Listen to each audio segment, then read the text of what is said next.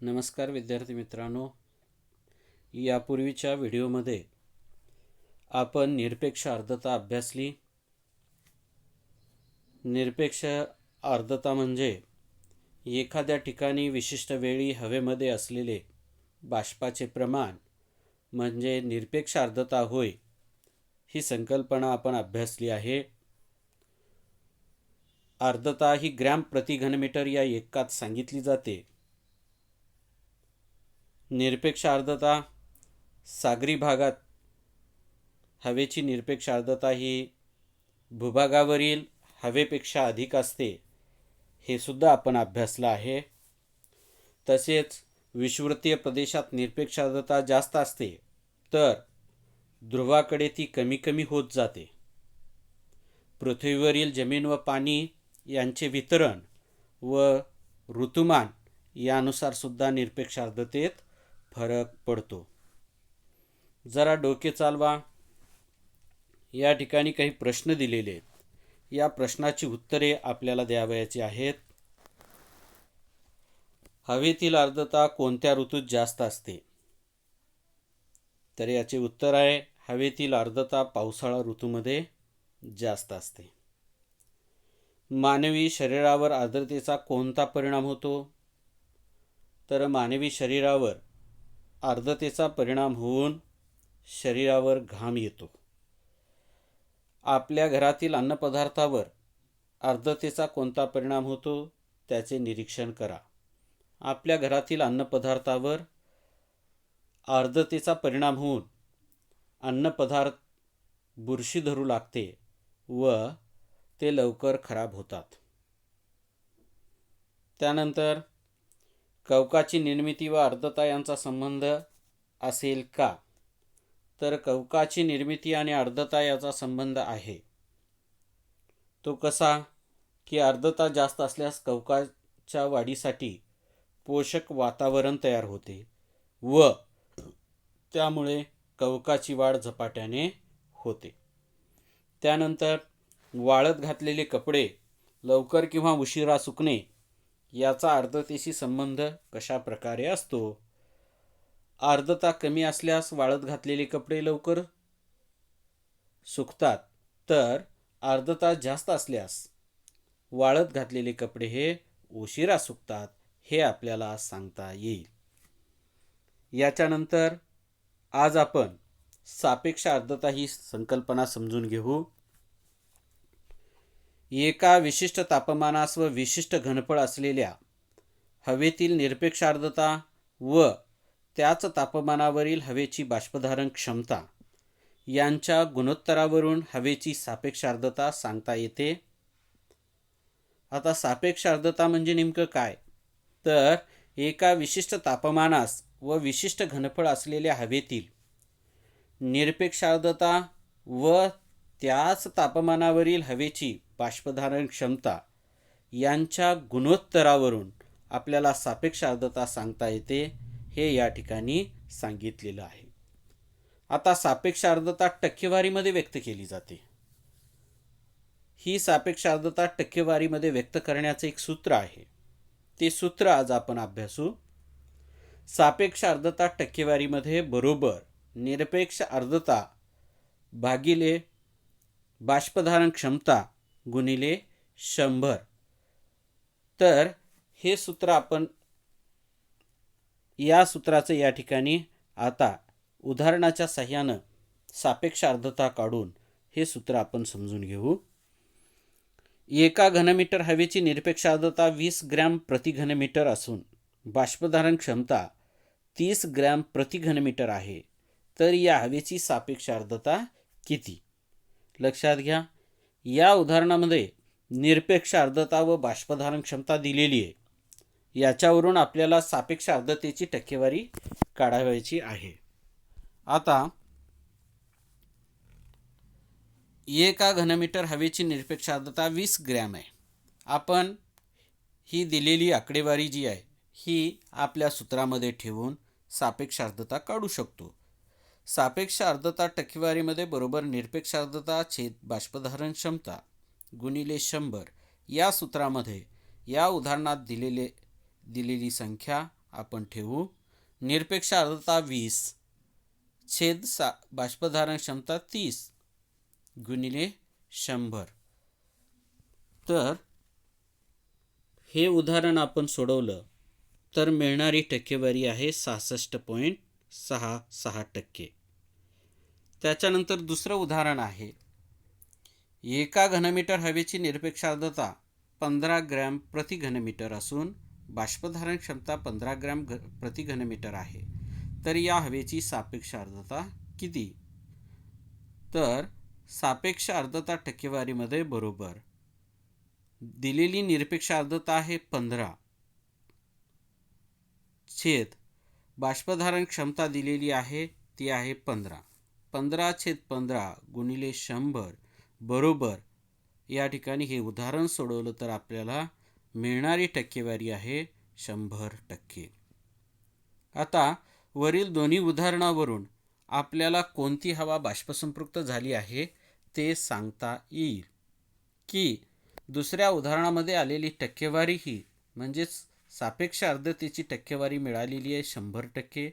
म्हणून दुसऱ्या उदाहरणातील हवा ही बाष्पसंपृक्त झाली आहे हे आपल्याला म्हणता येईल. त्याच्यानंतर आहे पुढे जरा विचार करा. 20 अंश सेल्सिअस तापमान असलेल्या बाष्पसंपृक्त हवेचे तापमान अचानक 10 अंश सेल्सिअस झाले तर काय होईल? आता याबद्दल आपण विचार करू. 20 अंश सेल्सिअस तापमान असलेली बाष्पसंपृक्त हवा आहे आणि या बाष्पसंपृक्त हवेच्या तापमानामध्ये अचानक बदल होऊन ते जर कमी झाले तापमान तर 20 अंश हवेच्या सापेक्ष आर्द्रतेत अचानक वाढ होईल. या हवेच्या सापेक्ष आर्द्रतेमध्ये अचानक वाढ होईल आणि परिणामी काय होईल? अतिरिक्त बाष्पाचे सांद्रीभवन आणि घनीभवन होऊन त्या ठिकाणी पाऊस किंवा हिमवृष्टी होऊ शकते हे आपण सांगू शकतो.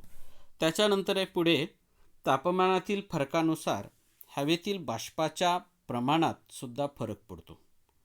तापमानातील फरक या फरकानुसार हवेतील बाष्पाच्या प्रमाणात सुद्धा फरक पडतो हे आपल्याला माहीतच आहे.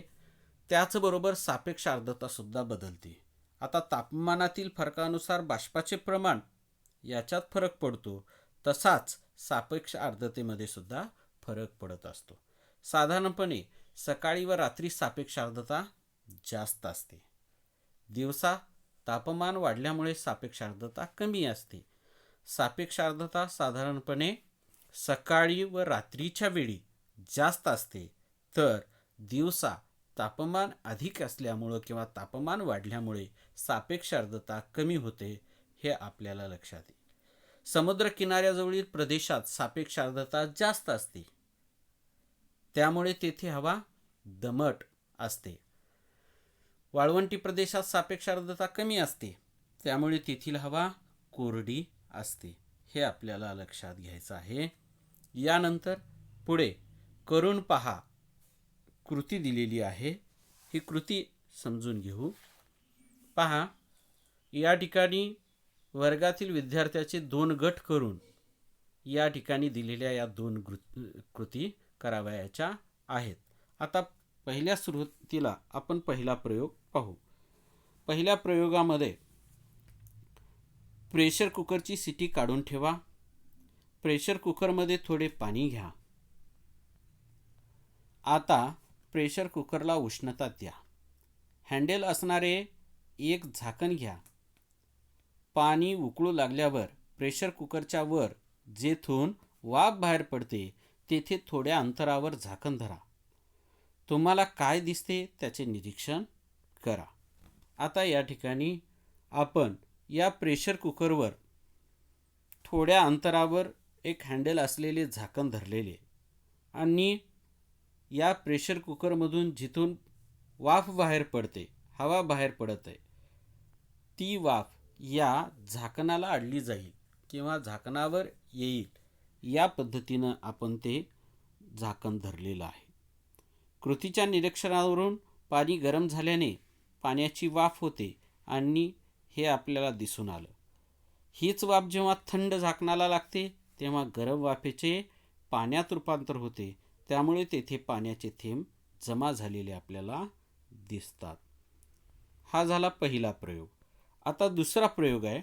या दुसऱ्या प्रयोगामध्ये काय, एक सपाट तळ असणारा काचेचा पेला घ्या. या पेल्यामध्ये बर्फाचे काही तुकडे टाका.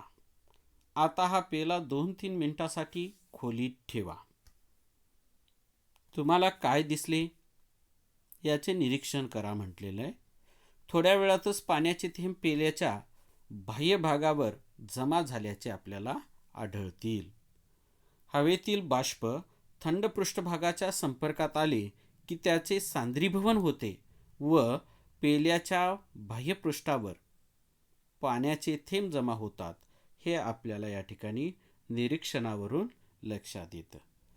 पहिल्या कृतीत कुकरमधील पाण्याची वाफ थंड होऊन सांद्रीभवनाने पाण्याचे थेंब निर्माण झाले. वाफेचं पाण्याच्या थेंबामध्ये रूपांतर झालं.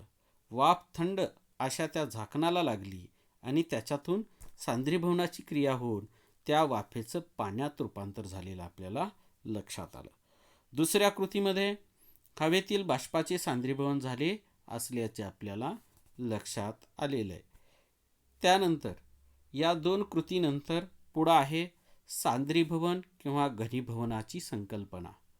आता या ठिकाणी पहिल्या कृतीमध्ये व दुसऱ्या कृतीमध्ये सांद्रीभवनाची क्रिया आलेली आहे की वाफ ही या थंड झाकणाला लागल्यानंतर त्या ठिकाणी पाण्याचे थेंब तयार झाले. ही सांद्रीभवनाची क्रिया व घनीभवनाची क्रिया आपण समजून घेऊ. वातावरणातील वायुरूप बाष्पाचे जलरूपात परिवर्तन होण्याच्या क्रियेला सांद्रीभवन म्हटले जाते. वातावरणातील वायुरूप बाष्प जे आहे, या बाष्पाचं जलरूपामध्ये जे परिवर्तन होतं आणि ही परिवर्तन होण्याची जी क्रिया आहे, या क्रियेला सांद्रीभवन म्हटलं जातं. तसेच वातावरणातील बाष्पाचे घनरूपात परिवर्तन होण्याच्या क्रियेला घनीभवन म्हटले जाते. आता वातावरणातील बाष्प आहे, या बाष्पाचं घनरूपामध्ये परिवर्तन होण्याच्या क्रियेला घनीभवनाची क्रिया असं म्हटलं जातं. हवेचे तापमान कमी झाल्यास हवेची बाष्पधारण क्षमता कमी होत जाते. हवेचं तापमान जसजसं कमी होईल तशी तशी त्या हवेची बाष्पधारण क्षमता सुद्धा कमी होते, हे आपल्याला माहीत आहे. हवेची सापेक्ष आर्द्रता 100% झाल्यावर बाष्पाचे सांद्रीभवन होऊ लागते आणि त्यावेळी हवा दवबिंदू पातळीला असणे आवश्यक असते. आता बाष्पाचं सांद्रीभवन नेमकं केव्हा होतं, तर हवेची सापेक्ष आर्द्रता 100% झाल्यावर आणि त्यावेळी हवा ही दवबिंदू पातळीला असणं सुद्धा आवश्यक आहे. सांद्रीभवनासाठी तापमान कमी होणे व सापेक्ष आर्द्रता वाढणे या बाबी आवश्यक असतात. सांद्रीभवनासाठी या ठिकाणी 2 गोष्टी महत्त्वाच्या आहेत. एक तापमान कमी होणं व दुसरं आहे सापेक्ष आर्द्रता वाढणं. या दोन्ही बाबी या ठिकाणी आवश्यक असतात. मोकळ्या वातावरणात हवेतील बाष्पाचे सांद्रीभवन वातावरणातील सूक्ष्म कणाभोवती म्हणजेच धूलिकण, क्षार यांच्या भोवती होते. मोकळ्या वातावरणामध्ये हवेतील बाष्पाचं सांद्रीभवन जे आहे, हे सांद्रीभवन वातावरणातील सूक्ष्म कणाभोवती होतं. मग हे वातावरणातले सूक्ष्म कण म्हणजे धूलिकण असतील, क्षार असतील, यांच्या भोवती, या सूक्ष्म कणाभोवती वातावरणातील बाष्पाचं या ठिकाणी सांद्रीभवन होत असतं. दव, धैवर, धुके ही जमिनीलगत तर ढग हे जमिनीपासून उंचावर आढळणारी सांद्रीभवनाची रूपे आहेत. आता दव, धैवर किंवा धुके ही जमिनीलगत आढळणारी सांद्रीभवनाची रूपे आहेत. आता सांद्रीभवन क्रिया आपल्याला समजली की वातावरणातील वायुरूप बाष्पाचे जलरूपात परिवर्तन होण्याच्या प्रक्रियेला आपण सांद्रीभवन म्हटलेलं आहे. मग या सांद्रीभवनाची जी रूपं आहेत, या रूपांमध्ये दव, धैवर आणि धुके हे आपल्याला या ठिकाणी जमिनीलगत गवतावर दवबिंदू आपण त्याला म्हणतोय, धैवर हे आपल्याला या ठिकाणी जमिनीलगत व धुके हे सुद्धा आपल्याला जमिनीलगत आढळणारं सांद्रीभवनाचं रूप आहे. तर ढग हे जमिनीपासून थोडं उंचीवर आढळणारं सांद्रीभवनाचं रूप आहे. इथं या ठिकाणी सांद्रीभवनाची ही क्रिया संपते. याच्यानंतर पुढे म्हणजे सांद्रीभवन ही संकल्पना या ठिकाणी संपते. याच्या पुढे आता आपण आज ढग व ढगाचे प्रकार याबद्दल सुद्धा माहिती अभ्यासू. ढग हा वातावरणात जास्त उंचीवर आढळणारा सांद्रीभवनाचा प्रकार आहे. ढग हे वातावरणात जास्त उंचीवर आढळणारा हा सुद्धा एक सांद्रीभवनाचाच प्रकार आहे. हे नेहमी लक्षात ठेवा. धुके आणि धुरके यात फरक आहेत. धुके हे हवेतील निव्वळ बाष्पापासून बनतात. धुरके हे हवा प्रदूषित असणाऱ्या क्षेत्रात धुके आणि धूर यापासून बनतात. हे आपल्याला लक्षात येईल की धुके आणि धुरके याच्यामध्ये काय फरक आहे. धुके हे हवेमध्ये असलेल्या निव्वळ बाष्पापासून हे धुके तयार होतात. तर धुरके हे औद्योगिक प्रदेश असतील, कारखाने असतील, या कारखान्यामधून किंवा या औद्योगिक प्रदेशामधून जो धूर बाहेर सोडला जातोय, या प्रदूषित हवेमध्ये जो धूर आहे, या धुराचा धुक्याशी संपर्क आला आणि धुके आणि धूर एकत्र होऊन धुरके तयार होतात. हे आपल्याला लक्षात घेतलं पाहिजे. त्याच्यानंतर पुढे आहे वातावरणातील सूक्ष्म कणाभोवती सांद्रीभवन होते. आता वातावरणातील सूक्ष्म कण आत्ताच आपण अभ्यासलेला आहे की वातावरणामध्ये जे धूलिकण आहेत, क्षार आहेत, यांच्या भोवती सुद्धा बाष्पाचे कण येऊन सांद्रीभवन होते. सांद्रीभवन होऊन तयार झालेले ढगातील जलकण, हिमकण अत्यंत सूक्ष्म असल्याने जवळजवळ वजनविरहित अवस्थेत असतात. त्यामुळे ढग हवेत तरंगत राहतात. आता ढग हवेमध्ये का तरंगतात याचे उत्तर आपल्याला सांगता येईल की ढग हे वजनाने हलके आहेत. कशामुळे? तर सांद्रीभवनाची जी क्रिया आहे, सांद्रीभवन होऊन तयार झालेले ढगातील जे जलकण आहेत, हिमकण आहेत, हे अतिशय सूक्ष्म आहेत आणि सूक्ष्म असलेल्या अशा जलकण किंवा हिमकणाच्या एकत्र येण्यातूनच ढग तयार होतो. मग हा जलकण किंवा हिमकण जे आहेत हे जवळजवळ वजनविरहित अवस्थेत असतात. यांचं वजन नसतंच, असं वजनविरहित अशा स्वरूपाची जलकण हिमकण आहेत आणि हे एकत्र येऊन ढग तयार होतो. म्हणून वजनविरहित असलेले असे जलकण हिमकण एकत्र येऊन तयार झालेला ढग जो आहे तो ढग हवेत तरंगत राहतो. सूर्याच्या उष्णतेने जमीन व पाणी तापते. सूर्याच्या उष्णतेमुळे काय होतं? जमीन व पाणी तापली जाते. पृष्ठालगतची हवा तापते.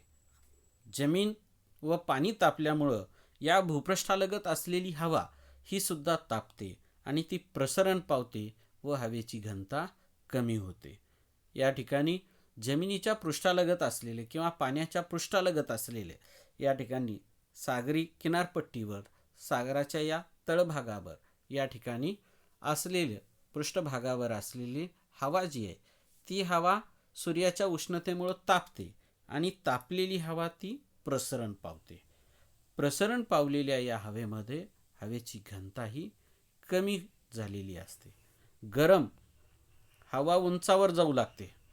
गरम हवा ही उंचावर जाऊ लागते आणि उंचावर जाताना हवेचे तापमान कमी झाल्यामुळे हवेची बाष्पधारण क्षमता कमी होते. पहा, गरम हवा जी आहे ही हवा उंचावर जाऊ लागते आणि उंचावर जाताना हवेचे तापमान कमी झाल्यावर हवेची बाष्पधारण क्षमता सुद्धा कमी होते.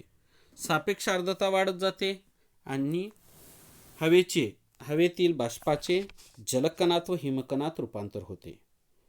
ही त्या हवेची दवबिंदू पातळी असते. आता हवेची दवबिंदू पातळी आपल्याला लक्षात आली असेल की सापेक्ष आर्द्रता वाढत जाते आणि हवेतील बाष्पाचे जलकणात व हिमकणात रूपांतर होते. हवेतील बाष्पाचं जलकणात व हिमकणात रूपांतर जे होते हे रूपांतर म्हणजे सांद्रीभवनाची जी क्रिया होते ही त्या हवेची दवबिंदू पातळी असते. हवेतील बाष्पाच्या प्रमाणावर सांद्रीभवन पातळी ठरते. हवेमध्ये किती प्रमाणात बाष्प आहे याच्यावरूनच सांद्रीभवनाची पातळी ठरत असते. दवबिंदू तापमान पातळी देखील उंच व बाष्प यांच्या प्रमाणावर ठरते.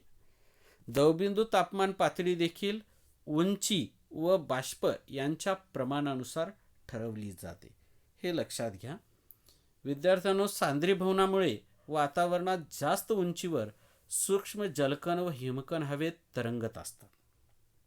सांद्रीभवनामुळे वातावरणामध्ये जास्त उंचीवर सूक्ष्म असे जलकण व हिमकण हवेत तरंगत असतात आणि हवेतील धूलिकणाभोवती ते एकत्र येतात व मोठ्या आकाराचे बनतात.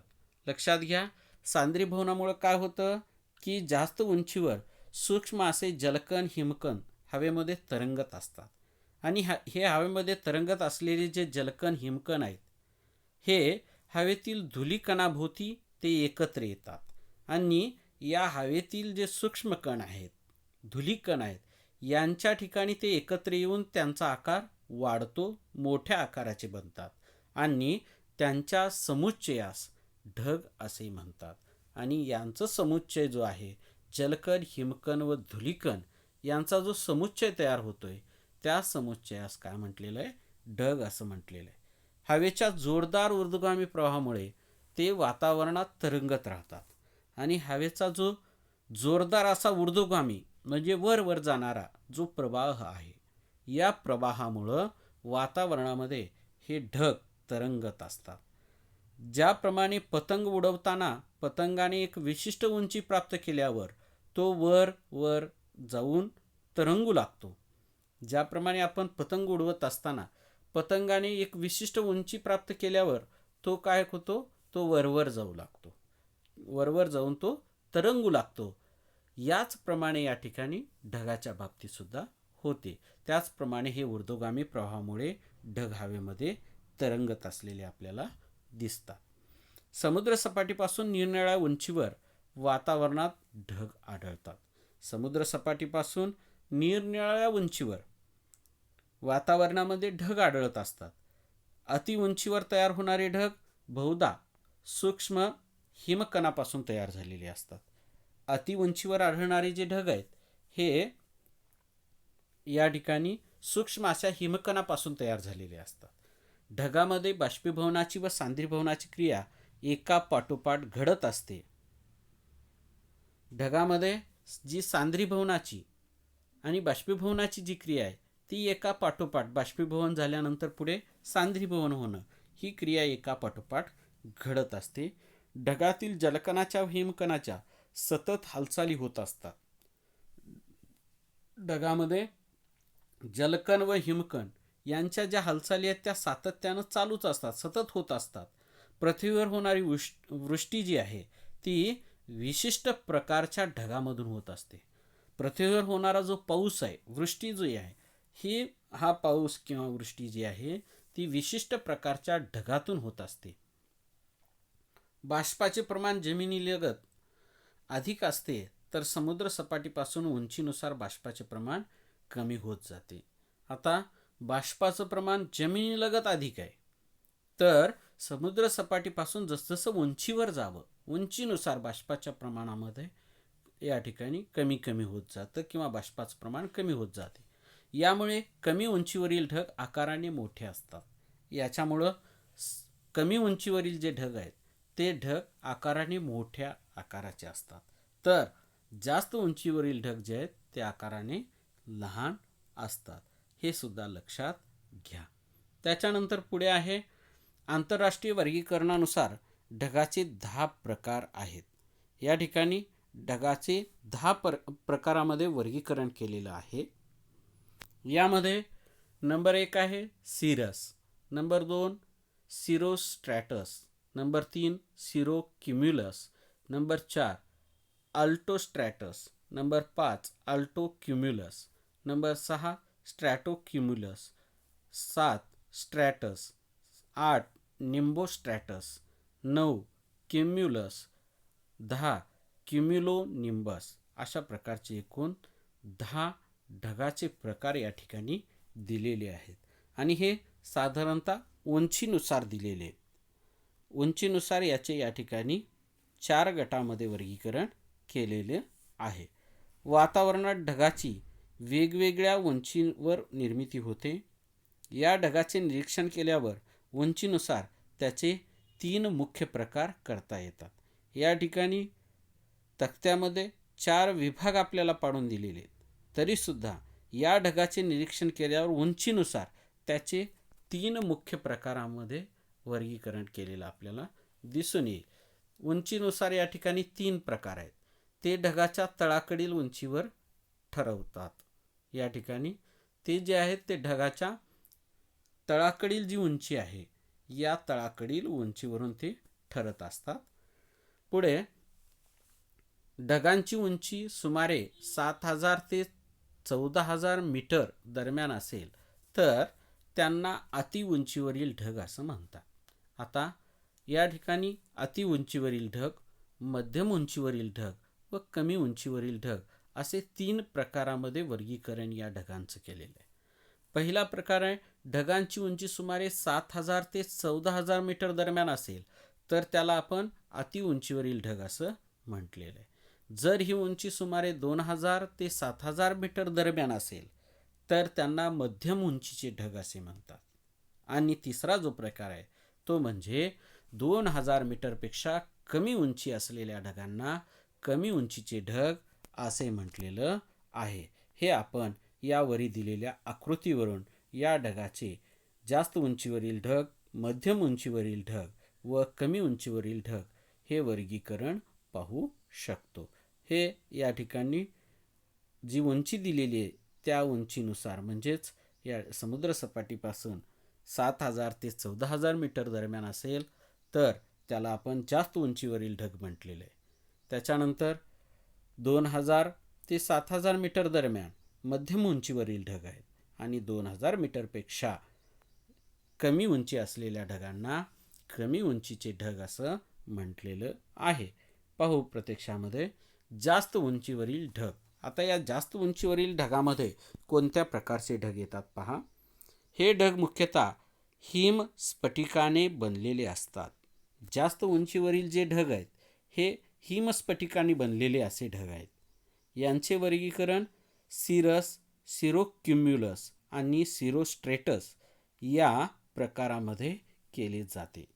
या जास्त उंचीवरील ढगामध्ये 3 प्रकारचे ढग आहेत. याच्यामध्ये सिरस, सिरोस्ट्रॅटस आणि सिरोक्युम्युलस हे या ठिकाणी या जास्त उंचीवरील प्रकारच्या ढगामध्ये आढळणारे ढग आहेत. ठीक आहे. सिरस हे मुख्यतः तंतुमय असतात. पहा, जास्त उंचीवरील जे ढग आहेत मुख्यतः हिमस्फटिकाने बनलेले आहेत. याच्यामध्ये पहिला जो प्रकार आहे, या जास्त उंचीवरील ढगातील जो पहिला प्रकार सिरस प्रकारचे जे ढग आहेत हे मुख्यतः तंतुमय असतात. त्याच्यानंतर सिरोक्युम्युलस या ढगाचे स्वरूप लहान लहान लाटाच्या समुदायासारखे दिसते. या सिरोक्युम्युलस या प्रकारचे जे ढग आहेत हे लहान लाटांच्या समुदायासारखे आपल्याला दिसत असतात. आणि या जास्त उंचीवरील ढगातील जो तिसरा प्रकार आहे तो म्हणजे सिरोस्ट्रेटस. सिरोस्ट्रेटस हे वळ्या पडलेल्या चादरीसारखे दिसतात. तर यांच्या भोवती बऱ्याचदा तेजोमंडल असते. लक्षात घ्या की पहिला आहे सिरस. त्याच्यानंतर सिरस हा मुख्यतः तंतुमय असतो. त्याच्यानंतर दुसरा आहे सिरोक्युम्युलस. या ढगाचे स्वरूप लहान लहान लाटाच्या समुदायासारखे दिसते. आणि तिसरा जो आहे सिरोस्ट्रेटस हे वळ्या पडलेल्या चादरीसारखे या ठिकाणी दिसतात. यांच्या भोवती बरेचदा तेजोमंडल असल्यासारखे दिसते. ठीक आहे. हे झाले जास्त उंचीवरील ढग. त्याच्यानंतर आहे मध्यम उंचीवरील ढग. यात अल्टोक्युम्युलस व अल्टोस्ट्रेटस या ढगाचा समावेश होतो. लक्षात घ्या, अल्टोक्युम्युलस हे स्तराच्या स्वरूपात असून यातही तरंगासारखी रचना असते.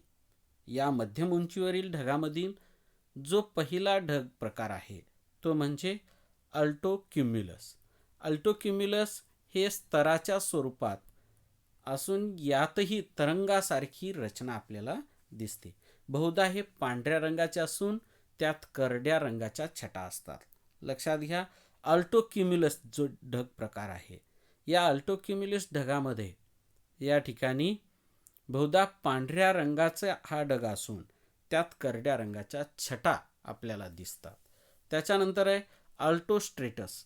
हा ढग जो आहे, ढग हे कमी जाडीचे थर असतात. अल्टोस्ट्रेटस या ढगामध्ये कमी जाडीचे थर असतात. यातून सूर्यदर्शन होऊ शकते. लक्षात घ्या, हे कमी जाडीचा थर असल्यामुळं आणि कमी जाडीचे थर असलेला हा ढग अल्टोस्ट्रेटस असल्यामुळं याच्या पलीकडे, ढगाच्या पलीकडे असलेला सूर्यसुद्धा या ठिकाणी दिसू शकतो. म्हणजेच यातून सूर्यदर्शन होऊ शकते.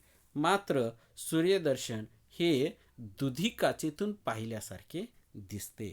पांढऱ्या काचेतून या ठिकाणी पाहिल्यानंतर जसं अंधुक अशा प्रकारे सूर्य आपल्याला दिसतो, त्याचप्रमाणे इथं सुद्धा या ठिकाणी हा या मध्यम उंचीवरील ढगातील जो दुसरा प्रकार आहे अल्टोस्ट्रेटस, या ढगाच्या पलीकडे असलेला सूर्यसुद्धा आपल्याला दिसतो. सूर्यदर्शन होऊ शकते, मात्र ते कसे दुधी काचेतून पाहिल्यासारखे आपल्याला दिसते. त्याच्यानंतर आहे आता कमी उंचीवरील ढग. पहा, यात 5 वेगवेगळे प्रकार केले जातात. कमी उंचीवरील ढगामध्ये मात्र 5 प्रकार केलेले आहेत. याच्यामध्ये या ठिकाणी स्ट्रॅटोक्युम्युलस या ढगात थर असतात. याचा रंग पांढरा ते धुरकट असा असतो. या कमी उंचीवरील ढगामध्ये जो पहिला प्रकार आहे तो म्हणजे स्ट्रॅटोक्युम्युलस. या स्ट्रॅटोक्युम्युलस या ढगात थर असतात. त्यांचा रंग पांढरा ते धुरकट असा दिसतो. यात ढगाचे अनेक गोलाकार पुंजके आढळतात. या स्ट्रॅटोक्युम्युलस या ढगामध्ये ढगांचे अनेक गोलाकार पुंजके सुद्धा आढळतात. स्ट्रेटस ढगात देखील थर असतात. यांचा रंग राखाडी असतो व तळाकडील भाग एकसमान असतो. या कमी उंचीवरील ढगातील जो दुसरा प्रकार आहे तो म्हणजे स्ट्रेटस ढग. या स्ट्रेटस ढगामध्ये थर असतात आणि यांचा रंग राखाडी असतो व तळाकडील भाग एकसमान असलेला आपल्याला दिसतो. त्याच्यानंतर तिसरा जो प्रकार आहे तो म्हणजे निम्बोस्ट्रेटस. हे ढग जाड थराचे असतात. या कमी उंचीवरील ढगातील तिसरा जो प्रकार आहे निम्बोस्ट्रेटस, या निम्बोस्ट्रेटस या ढगाचे जे थर आहेत हे जाड थर आहेत आणि हे जाड थर असलेला हा निम्बोस्ट्रेटस ढग गडद राखाडी रंगाचे असून यापासून रिमझिम पाऊस तसेच हिमवर्षाव होऊ शकतो. निम्बोस्ट्रेटस ढगापासून या ठिकाणी रिमझिम स्वरूपाचा पाऊस तसेच हिमवर्षाव सुद्धा होऊ शकतो. हा गडद राखाडी रंगाचा असलेला हा निम्बोस्ट्रेटस प्रकारचा ढग होय. त्याच्यानंतर आता आपण पुढे क्युम्युलस ढग याची माहिती अभ्यासू. भूपृष्ठापासून 500 ते 6000 मीटर उंचीच्या दरम्यान उभा विस्तार असणारे हे ढग आहेत क्युम्युलस प्रकारचे ढग. लक्षात घ्या, भूपृष्ठापासून 500 ते 6000 मीटर उंचीच्या दरम्यान उभा विस्तार असणारे हे ढग आहेत. हवेच्या जोरदार ऊर्ध्वगामी प्रवाहाचा या ढगाच्या निर्मितीस हातभार लागतो. हवेचा जो जोरदार ऊर्ध्वगामी प्रवाह आहे, म्हणजे वर जाणारा जो प्रवाह आहे, वरच्या दिशेनं जाणारा जो हवेचा जोरदार प्रवाह आहे, या प्रवाहामुळं या ठिकाणी या ढगाची निर्मिती होते किंवा या ढगाच्या निर्मितीस या जोरदार हवेच्या ऊर्ध्वगामी प्रवाहाचा परिणाम दिसून येतो. हे ढग अवाढव्य असून घुमटाकार असतात आणि हे ढग क्युम्युलस प्रकारचे जे ढग आहेत हे अवाढव्य म्हणजे मोठ्या आकाराचे असतात आणि ते दिसायला कसे दिसतात तर घुमटाकार असे दिसतात. ते करड्या रंगाचे असतात. क्युम्युलस प्रकारचे ढग हे करड्या रंगाचे असतात. क्युम्युलस ढग हे आल्हाददायक हवेचे निदर्शक आहेत. लक्षात घ्या की क्युम्युलस ढग वातावरणामध्ये आले तर आकाशामध्ये असे ढग आले क्युम्युलस प्रकारचे ढग तर याच्यामुळं एक उत्साहवर्धक वातावरण निर्माण होईल आणि सगळीकडे पाऊस वगैरे पडेल. क्युम्युलस ढग हे आल्हाददायक हवेचे निर्देशक आहेत.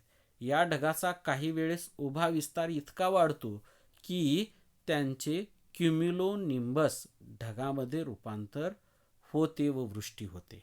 लक्षात घ्या, या ढगाचा काही वेळेस उभा विस्तार इतका वाढत असतो की उभे असे ढग निर्माण होतात. कशामुळं? तर त्या ऊर्ध्वगामी प्रवाहामुळं, हवेची जी ऊर्ध्वगामी प्रवाह आहेत या प्रवाहामुळं या ठिकाणी हे क्युम्युलस प्रकारचे ढग वर वर जाऊ लागतात आणि या ढगाचा काही वेळेस उभा विस्तार इतका वाढतो की त्यांचे क्युम्युलोनिंबस ढगामध्ये रूपांतर होते. या क्युम्युलस ढगाचं क्युम्युलोनिंबस ढगामध्ये रूपांतर होऊन व रूपांतरही होते व त्यापासून वृष्टीसुद्धा मिळते किंवा पाऊस पडतो. ठीक आहे. त्याच्यानंतर पुढचा ढगाचा प्रकार आहे क्युम्युलोनिंबस ढग. हे वैशिष्ट्यपूर्ण ढग वादळाचे निदर्शक आहेत. आता क्युम्युलोनिंबस ढग लक्षात घ्या. अगोदर आपण क्युम्युलस ढग पाहिला. या क्युम्युलस ढगामध्ये आपण काय पाहिलं की हे ढग आल्हाददायक हवेचे निदर्शक आहेत. आणि आता क्युम्युलोनिंबस ढग यांचं वैशिष्ट्य असं आहे की हे ढग वादळाचे निदर्शक आहेत. क्युम्युलोनिंबस ढगामुळे वादळ येऊ शकतं, वादळाचे निदर्शक आहेत. ते ढग काळ्या रंगाचे व घनदाट असून ते पर्वतकाय दिसतात. आता क्युम्युलोनिंबस हे जे ढग आहेत हे ढग सुद्धा काय आहेत, काळ्या रंगाचे व घनदाट असे दिसणारे आहेत आणि ते पर्वतकाय, पर्वतासारखे दिसणारे पर्वतकाय अशा स्वरूपाचे दिसतात. ढगाच्या माथ्याजवळील भाग ऐरणीसारखा सपाट दिसतो. या क्युम्युलोनिंबस ढगाचा जो माथ्याकडला भाग जो आहे तो ऐरणीसारखा म्हणजे सपाट प्रकारचा दिसतो. या ढगात गडगडाट होतो. क्युम्युलोनिंबस प्रकारच्या ढगामध्ये गडगडाट होत असतो, तसेच विजाही चमकतात. या क्युम्युलोनिंबस प्रकारच्या ढगामध्ये गडगडाट, ढगांचा आवाज आपल्याला या ठिकाणी गडगडाट ऐकू येतोय. त्याचबरोबर विजासुद्धा या ढगामध्ये चमकतात. वादळी पावसासह कधीकधी गारपीटही होते. या क्युम्युलोनिंबस ढगामुळं या ठिकाणी वादळी पाऊस व कधीकधी गारपीटसुद्धा होत असते. पण हा पाऊस फार काळ टिकत नाही. परंतु हा पाऊस काही फार काळ टिकणारा असा स्वरूपाचा असत नाही. मोठ्या प्रमाणात पाऊस पडून तो लागलीच या ठिकाणी बंद होईल अशा स्वरूपाचा पाऊस म्हणजेच या ठिकाणी वादळी पावसासह कधीकधी या ठिकाणी गारपीटसुद्धा या क्युम्युलोनिंबस प्रकारच्या ढगापासून या पाऊस पडत असतो. आकाशात असणाऱ्या सर्वात मोठ्या क्युम्युलोनिंबस या ढगातून विजाच्या कडकडाटासह पाऊस पडतो. आकाशात असणाऱ्या सर्वात मोठ्या क्युम्युलोनिंबस या प्रकारच्या ढगातून विजेच्या कडकडाटासह, विजेचा कडकडाट होऊन पाऊस पडतो. या ढगाच्या वरच्या भागात धन प्रभार व खालच्या बाजूला ऋण प्रभार असतो.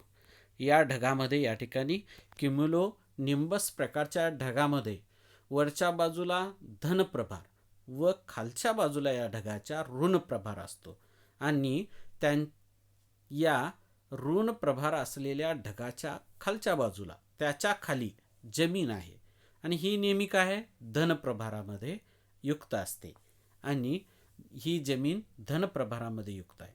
भारामधील फरकामुळे आता वरचा ढग आहे, या ढगाचा जो तळभाग आहे किंवा खालचा भाग आहे तो आहे ऋण प्रभारामध्ये आणि जी जमीन आहे ही जमीन या ठिकाणी धन प्रभारामध्ये आहे.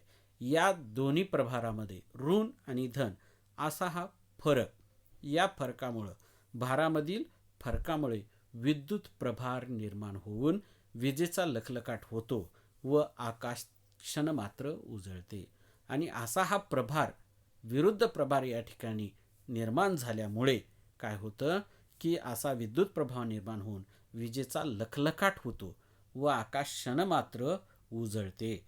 विजेच्या सभोवतालची हवा विजेच्या अतिउष्णतेमुळे एकदम प्रसरण पावते. लक्षात घ्या, विजेचा हा विद्युत प्रवाह निर्माण झाल्यामुळे, हा प्रभार निर्माण झाल्यामुळे काय होतं की विजेच्या सभोवतालची हवा जी आहे ही विजेच्या अतिउष्णतेमुळं एकदम प्रसरण पावते व त्यामुळे मोठा गडगडाट ऐकू येतो. त्याच्यानंतर पुढे, इतर ढगापेक्षा या ढगात पडणारे पावसाचे थेंब मोठे असतात. इतर ढगापेक्षा या ढगातून पडणारे पावसाचे थेंब हे मोठे असतात, कारण ढगातल्या ढगात थेंब खूपदा वर खाली फिरतात. लक्षात घ्या, इतर ढगापेक्षा या ढगातून पडणारे पावसाचे थेंब मोठे असतात, कारण ढगातल्या ढगात थेंब खूपदा वर खाली फिरतात आणि या प्रत्येक वेळी ते आणखी पाणी जमवतात. त्याच्यामध्ये आणखीन या ठिकाणी पाणी जमा राहतं. ठीक आहे. त्याच्यानंतर त्यामुळे थेंब मोठे होऊन इतके जड होतात की ते ढगात तरंगत राहू शकत नाहीत आणि ते पावसाच्या स्वरूपात जमिनीवर येतात. कधीकधी ढगातील हवा फार थंड असते, त्यामुळे हे थेंब गोठतात व गारा स्वरूपात जमिनीवर येऊन यालाच आपण गारपीट असे म्हणतो. लक्षात घ्या, कधीकधी या ठिकाणी हे थर एवढे, हे जे थेंब आहेत पावसाचे थेंब, हे जे थेंब आहेत ते गोठतात. कशामुळे? तर त्या ठिकाणी असलेला हवा ही जर फार थंड असेल, कधीकधी ढगातील जी हवा आहे ही हवा फार थंड असते आणि या थंड हवेमुळं हे जे पाण्याचे थेंब आहेत ते गोठतात आणि हे गोठल्यामुळं गारा स्वरूपात ते जमिनीवर येतात. यालाच आपण गारपीट असे म्हणतो. हे आपल्याला या आकृतीवरून लक्षात येईल. या ठिकाणी दिलेली केम्युलो निंबस प्रकारच्या ढगाची ही आकृती आहे. वरच्या बाजूला या ठिकाणी धनप्रभार दाखवलेला आहे आणि या ढगाच्या खालच्या बाजूला ऋण प्रभार आहे आणि जमिनी लगत मात्र धनप्रभार, जमिनीचा धनप्रभार. याच्यामुळे या ठिकाणी जमीन ते ढग याच्या दरम्यान हा विजेचा लखलखाट आपल्याला दिसतो आहे. जरा डोके चालवा.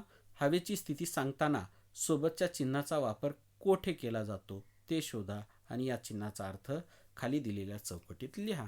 आपल्याला या ठिकाणी दिलेली हे 3 चित्र आपल्याला लक्षात घ्या.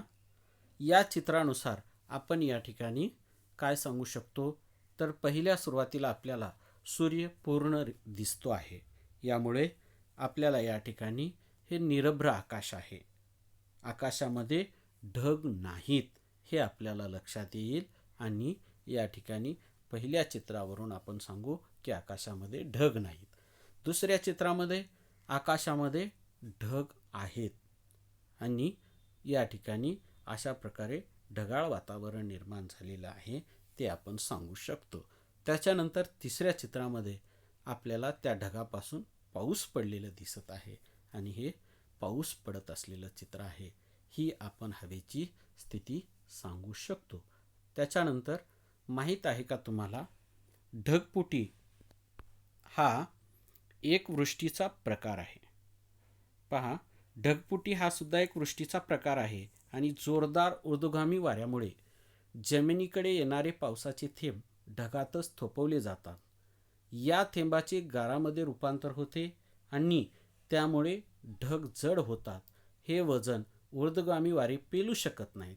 अशा वेळेस मोठ्या गारासह मुसळधार पाऊस पडतो. याला ढगफुटी असे म्हणतात. आता ढगफुटी नेमकं काय ते समजून घ्या. तर हा सुद्धा एक वृष्टीचा प्रकार आहे. जोरदार ऊर्ध्वगामी वाऱ्यामुळं, जोरदार वरवर जाणारे जे वारे आहेत हे जमिनीकडे येणारे पावसाचे थेंब ढगातच थोपवतात, ढगातच त्यांना अडवतात. जमिनीकडे येणारे जे पावसाचे थेंब आहेत हे पावसाचे थेंब हे ऊर्ध्वगामी ढगातच अडवतात, थोपवतात. या थेंबाचे गारामध्ये रूपांतर होते. नंतर काय होतं, हे पावसाचे थेंब तिथं थोपवले गेल्यामुळं, अडवले गेल्यामुळं काय होतं की या पावसाच्या थेंबाला या ढगामध्ये असलेल्या हवा जी आहे ती अतिथंड, या अतिथंड हवेमुळं काय होतं, ते पावसाचे पाण्याचे थेंब जे आहेत ते गोठतात आणि या थेंबाचे गारामध्ये रूपांतर होते. त्यामुळे हे ढग जड बनतात आणि हे ढग जड होतात तेव्हा हे वजन ऊर्ध्वगामी वारे पेलू शकत नाही. आता मात्र त्या ढगांची वजन जे आहे, या ढगांचं वजन वाढलेलं असतं आणि ढगाचं हे वजन वाढलं असल्यामुळं हे ऊर्ध्वगामी वारे हे ढग जड झालेले जे ढग आहेत हे पेलू शकत नाहीत. अशा वेळेस मोठ्या गारासह मुसळधार पाऊस पडतो. याला आपण ढगफुटी असे म्हणतो. एखाद्या लहान किंवा विशिष्ट भूभागावर सुमारे 100 मिलीमीटर किंवा त्यापेक्षा अधिक पाऊस पडतो. या ढगफुटीमुळे काय होतं, एखाद्या विशिष्ट भूभागावर, एखाद्या लहान भूभागावर सुमारे 100 मिलीमीटरपेक्षा अधिकचा पाऊस त्या ठिकाणी पडतो. हा प्रकार प्रामुख्याने पर्वतीय प्रदेशामध्ये होतो. ढगफुटी हा जो प्रकार आहे तो प्रामुख्याने पर्वतीय प्रदेशामध्ये घडत असतो, तेथे आढळतो. भारतामध्ये हिमालयाच्या रांगात असलेल्या राज्यामध्ये अशा प्रकारचा पाऊस पडलेला आढळतो. भारतामध्ये हिमालयीन पर्वताच्या ज्या रांगा आहेत, या हिमालय पर्वताच्या रांगांच्या असलेल्या राज्यामध्ये अशा प्रकारचा पाऊस म्हणजे ढगफुटीचा पाऊस आपल्याला त्या ठिकाणी पाहायला मिळतो किंवा त्या ठिकाणी अशा प्रकारचा पाऊस पडलेला आपल्याला आढळतो. या ठिकाणी आपल्या अभ्यासक्रमातलं तिसरं प्रकरण आर्द्रता व ढग हे या ठिकाणी संपतं. याच्या पुढे स्वाध्याय आहे. हा स्वाध्याय तुम्ही वर्गपाठाच्या वहीमध्ये सोडवा आणि व्यवस्थित पाठाचे वाचन करा. पाठामधल्या प्रत्येक संकल्पना व्यवस्थित समजून घेण्याचा प्रयत्न करा. इथं आज आपण थांबू. धन्यवाद.